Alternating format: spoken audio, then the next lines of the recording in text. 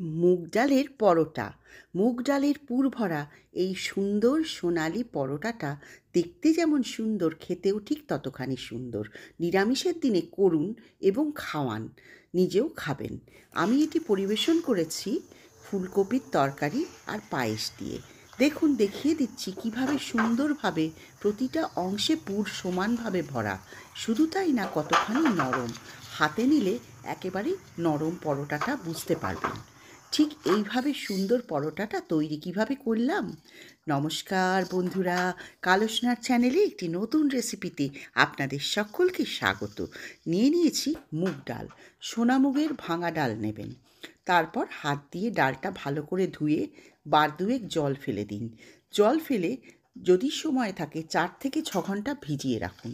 আর যদি আমার মতন হয়, অতিথি এসে গেলে মনে পড়ে করতে হবে, তাহলে এই চালাকিটা আমার মতন করে নেবেন। ডালটা ধুয়ে প্রথমে প্রেসার কুকার নিয়ে 1 কাপ ডালে 4 কাপ জল হিসাবে আপনারা জল দিয়ে দিন। জলটা একটু গরম হলে তাতে ধুয়ে রাখা ডালটা ঢেলে দিন এবং একটা সিটি দিয়ে বন্ধ করে দেবেন প্রেসার কুকার। বন্ধুরা, মনে রাখবেন, ডালটা কিন্তু সেদ্ধ করে নরম করছি আমরা, একেবারে ঘেঁটে যেন না যায়, এইটা মনে অবশ্যই রাখতে হবে। একটা সিটি দেওয়ার পরেই বন্ধ করে খানিকক্ষণ বাদে খুলে ফেলুন। এই রকম ডালের জল আর ডালের দানাগুলো আলাদা থাকবে।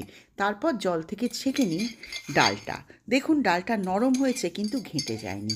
ঠিক এইরকমই ডালটা তৈরি হবে পুরের জন্য। তারপর আমরা চলে আসছি পুর তৈরি করাতে। এইভাবে ছেঁকে নেবার পর আমরা সমস্ত ডালটা নিয়ে নিয়েছি একটা পাত্রে। আসুন এবারে কি করে পুর তৈরি করব দেখি। সাদা তেলে পুর তৈরি করব। গরম করার জন্য একটা প্যান চাপিয়ে তেলটা গরম হলে তাতে দিয়ে দিন ফোড়ন।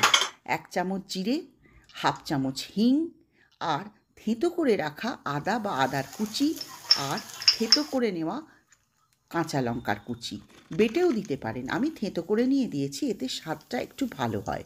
এইবার পুর তৈরি করার জন্য মশলাগুলো ভালো করে একটু ভাজা করে নাড়াচাড়া করে তার মধ্যে দিয়ে দিন সেদ্ধ করে রাখা ডালটা। তারপর সমস্ত মশলা খুব ভালো করে নাড়াচাড়া করে শুকনো শুকনো করে নিতে হবে। জোর আগুনে করবেন না, মিডিয়াম আঁচে করবেন। বন্ধুরা, আমার সমস্ত রেসিপি কিন্তু খুব সাধারণ উপকরণ দিয়ে ঘরে তৈরি করা যায়। কালসনা চ্যানেলে এরকম বহু রেসিপি আছে। দিয়ে দিন স্বাদ মতো একটু নুন, আর এইটা একটা গরম মশলার গুঁড়ো আমি ব্যবহার করেছি। যদি পাওভাজি মশলা থাকে সেটার গুঁড়োও আপনি ব্যবহার করতে পারেন। মোট কথা, আস্বাদের জন্য ঘরে থাকা জিনিসই আমি পছন্দ করে থাকি। তাই জন্য এই রেসিপিটা যদি আপনাদের ভালো লাগে তাহলে সাবস্ক্রাইব করার অনুরোধ রইল। আর যদি ভালো না লাগে তাহলে কেন লাগেনি লাইক, শেয়ার, কমেন্ট করে একটু জানিয়ে দেবেন যে ঠিক কী করলে আপনাদের আরও ভালো লাগতে পারে। নতুন বন্ধুদের কিন্তু বারবার সাবস্ক্রাইব করার রিকোয়েস্ট রাখলাম। দেখুন, ঠিক এইভাবে নাড়াচাড়া করে মশলাটাকে একটু শুকিয়ে নিতে হবে। যেহেতু পুর করবেন, পুরটা একটু ঝুড়ো ঝুড়ো না হলে পরোটার মধ্যে দিলে পরোটাটা নরম হয়ে যেতে পারে। হালকা আগুনে সামান্য একটু চিনির গুঁড়ো দিয়ে দিলাম আস্বাদের জন্য, আর ধনেপাতা কুচি। এইগুলো দিয়ে ফাইনালি সব শেষে নাড়াচাড়া করে দেখুন কিরম শুকিয়ে এসেছে মশলাটা। ঠিক এইরকমভাবে মশলাটা শুকনো শুকনো হয়ে এলে গ্যাস বন্ধ করে একধারে রেখে দিন, মশলাটা যাতে ঠান্ডা হয়ে যায়। কয়েকটা টিপস এখানে অবশ্যই আপনাদের দিতে হবে বা বলতে হবে বা বলা জরুরি। আটা মাখবেন পরোটার জন্য একটু নরম করে। আপনাদের আঙুল দিয়ে আমি দেখিয়ে দিলাম কীরকম নরম। পুর ভরা পরোটা করতে হলে একটু নরম আটা দরকার হয়। লেচিগুলো কাটবেন 2 নম্বর টিপস, একটু বড় করে। আটা যদি একটু বেশি না থাকে তাহলে কিন্তু পুর ভরে সমানভাবে বেলতে পারবেন না। 3 নম্বর টিপস হলো, পুরটা পুরোপুরি ঠান্ডা না হলে কখনোই পুর ভরতে যাবেন না, তাহলে কিন্তু পুর ফেটে বেরিয়ে যেতে পারে আটা নরম হয়ে। আর 4 নম্বর টিপস হলো, যখন আপনি পুর ভরবেন তখন দেখুন এইভাবে কাপটা তৈরি করবেন। কাপের ওপরের দিকটা একটু বেশি পাতলা রাখবেন, আর মাঝখানটা বা তলার দিকটা একটু থিক বা মোটা রাখবেন। তার কারণ হলো, যখন মশলা ভরবেন আপনি চাপ দিলে পেছন দিকে মশলাটা চলে যাবার প্রবণতা থাকে। সেই জন্য মশলাটা যাতে বেরিয়ে না যায় একটু মোটা রাখা দরকার। তারপর পুর ভরা হয়ে গেলে হাত দিয়ে এইভাবে চ্যাপ্টা করে পুরটাকে চারিদিকে ছড়িয়ে দেবেন। অর্থাৎ গোল পুরটা গোল বলের মতন করে ভরেই কিন্তু কাজ শেষ হয়ে গেল না। পুরটা সমানভাবে যাতে চারিদিকে স্প্রেড করে বা ছড়িয়ে যায়, এই দেখুন কাপের মতো করে মাঝখানটা একটু মোটা রেখে পুর ভরছি। এবার পুর ভরার পর ভালো করে মুখটা আটকাবেন। আর 5 নম্বর আর শেষ টিপস হলো যে হাত দিয়ে খুব ভালো করে মুখটা বন্ধ করবেন যাতে খুলে না যায়। আর এইরকম চেপে চেপে পুরটাকে সব দিকে ছড়িয়ে দিন। ঠিক এই রকম করে আমি 4টে পরোটা আজকে আপনাদের করে দেখাবো। মনে রাখবেন, পুর ভরা পরোটা করতে গেলে এগুলো কিন্তু মেনে চলা খুব জরুরি। তা না হলে আপনার পরোটা হয় ফেটে যাবে, নয় মশলা বেরিয়ে যাবে, আর নয়তো মশলাগুলো একদিকে থাকবে। সমানভাবে আমি যেমন আপনাদের পরোটাটা ছিঁড়ে দেখিয়েছি, সব জায়গায় সমানভাবে ছড়িয়ে যাবে না। দেখুন আমি পুর ভরে নিলাম। আর একটা কথা মনে রাখবেন, এটা 6 নম্বর টিপস। পুর কিন্তু খুব বেশি কখনো দেবেন না, কারণ খুব বেশি পুর হয়ে গেলে তখন কিন্তু পাতলা হয়ে পরোটাটা ফেটে যেতে পারে। দেখুন হাত দিয়ে এরম চ্যাপ্টা করে করে পুরটা আমি চারিদিকে ছড়িয়ে দিচ্ছি। এতে হবে কি, যখন বেলবেন তখন আর পুর বেরিয়ে যাবার ভয় থাকে না। 4টে পরোটা আমি তৈরি করে নিয়েছি। বন্ধুরা, আপনাদের কিন্তু আমার বারবার রিকোয়েস্ট রইল, ভালো লাগলে চ্যানেলটা অবশ্যই সাবস্ক্রাইব করবেন। আপনারা দেখছেন অনেকেই, কিন্তু সাবস্ক্রাইবার হচ্ছে না বলে আমার চ্যানেলটা গ্রো হচ্ছে না। তাই বারবার অনুরোধ করলাম, ভালো লাগলে যেন সাবস্ক্রাইব করতে ভুলবেন না। আর করে খেয়ে দেখবেন, যদি মূল্যবান কোনো পরামর্শ থাকে সেটা অবশ্যই কমেন্টে জানাবেন। আসুন এবার বেলে নিই। 2 হাতে একটু তেল লাগিয়ে দুপাশে, তারপরে বেলতে আরম্ভ করুন। খুব বেশি চাপ দেবেন না, মোটামুটি হালকা হাতে গোল গোল করে বেলে নিন। দেখুন মশলাটা যে সমানভাবে ছড়াচ্ছে আপনি ওপর থেকে দেখেই বুঝতে পারবেন। খুব বেশি চাপ দিলে কিন্তু একদিকে মশলা গিয়ে বেরিয়ে যেতে পারে। মোটামুটি পাতলা করেই বেলেছি, খুব একটা মোটা করে কিন্তু আমি বেলিনি। এরম 4টে পরোটা আমি বেলে নেব, এবং বেলে নেবার পর সামান্য 2 চামচ তেলে এক একটা পরোটা আমি ভেজে নেব। দেখুন ঠিক এইভাবে হালকা হাতে দুদিকে সমান চাপ দিয়ে বেলার চেষ্টা করবেন। কখনোই খুব বেশি চাপ দিয়ে মাঝখান থেকে বাইরে যাবেন না, তাহলে মশলাটা বা পুরটা বেরিয়ে যাবার একটা চান্স থাকে। দেখুন এইভাবে বেললে পুরো বেরোবে না, আর সমানভাবে পুরটা ছড়িয়েও যাবে। দেখে বুঝতে পারছেন পুরটা কিরম সমানভাবে ছড়িয়ে আছে। আশা করি আপনারাও ঠিক এই রকম রেজাল্টই পাবেন।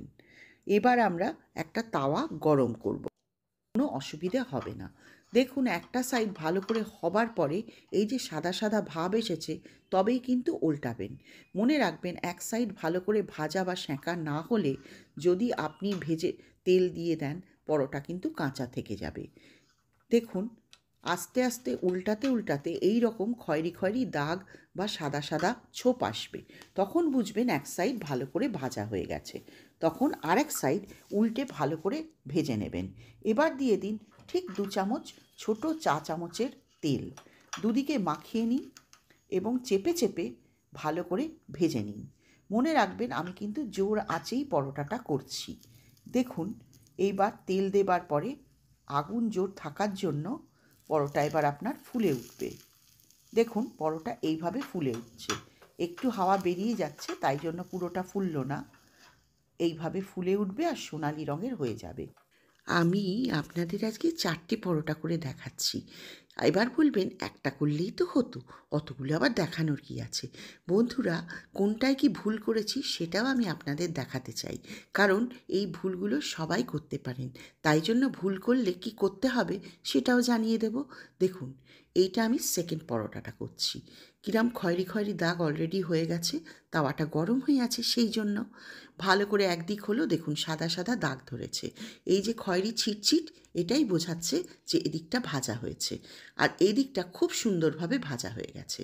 এইবার আমি তেল দিচ্ছি।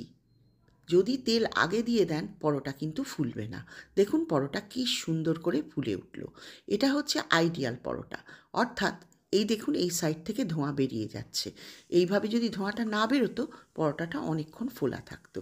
আমি 2 চামচের বেশি তেল কোনো পরোটায় ব্যবহার করিনি, তাই বেশি তেল খাবার ভয় আপনাদের একেবারেই নেই। এটা হলো সেকেন্ড পরোটা। আচ্ছা, থার্ড পরোটাটায় দেখুন একধারে একটু পুর বেরিয়ে গেছে। যদি আপনাদের কখনো এরকম হয় বা বেলতে গিয়ে একধারে পুর চলে যায়, খুন্তি দিয়ে চেপে দেবেন।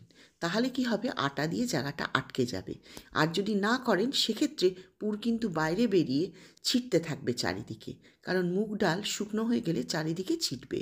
দেখুন আমার যেমন পুর বেরিয়ে গেছে, এখানে বেলার সময় একদিকে প্রেশার বেশি হয়ে গেছিল। আপনাদের কিন্তু হলে ঘাবড়াবেন না, ঠিক আমার মতো করে চেপে দেবেন, ছড়িয়ে যায়। আমার 4টে পরোটাই সেঁকে ভাজা হয়ে যাচ্ছে। পরোটা তুলে নিয়ে তার সাথে ফুলকপির তরকারি শুকনো শুকনো পরিবেশন করব। শীতের দিনে ফুলকপি বেশি পাওয়া যায়, তাই জন্য ফুলকপির তরকারি দিয়ে। আমার চ্যানেলে কম তেলে কি করে পরোটা করা যায় তাও দেওয়া আছে, লিঙ্কটা আমি ডেসক্রিপশান বক্সে দিয়ে দেবো, অবশ্যই দেখে নেবেন। দেখুন কি সুন্দর চেহারা হয়েছে পরোটা। একটা দিক সুন্দরভাবে সেঁকা হয়ে গেলে তখনই কিন্তু এরম সুন্দর চেহারা হবে। এইবার আমার লাস্ট পরোটাটা ভেজে আমি তুলে নিচ্ছি। বন্ধুরা, শেষ অবধি ভিডিওটা দেখার জন্য অনেক ধন্যবাদ। আর পুরনো বন্ধুদের কমেন্ট এবং লাইক শেয়ার করার অনুরোধ রইল, আর নতুন বন্ধুদের অনুরোধ রইল সাবস্ক্রাইব করার। তাহলে আজ এই পর্যন্তই। দেখতে থাকুন কালো সোনা চ্যানেল, আর নতুন নতুন রেসিপি রোজ বানিয়ে খেতে থাকুন। নিজেরা খান, অপরকে খাওয়ান, আর দেখতে থাকুন আমার কালো সোনা চ্যানেল। আমার চ্যানেলে লুচি, রুটি, পরোটা সব কিছুরই রেসিপি দেয়া আছে। দেখুন কীরকমভাবে পুরটা সমানভাবে চারিদিকে ছড়িয়ে গেছে, সেইটাই দেখাচ্ছি। আর তার সাথে পরোটাটা কতটা নরম হয়েছে, এবং এই সুন্দর নরম পরোটাটা আপনারা তৈরি করে একবার নিশ্চয়ই জানাবেন। ধন্যবাদ।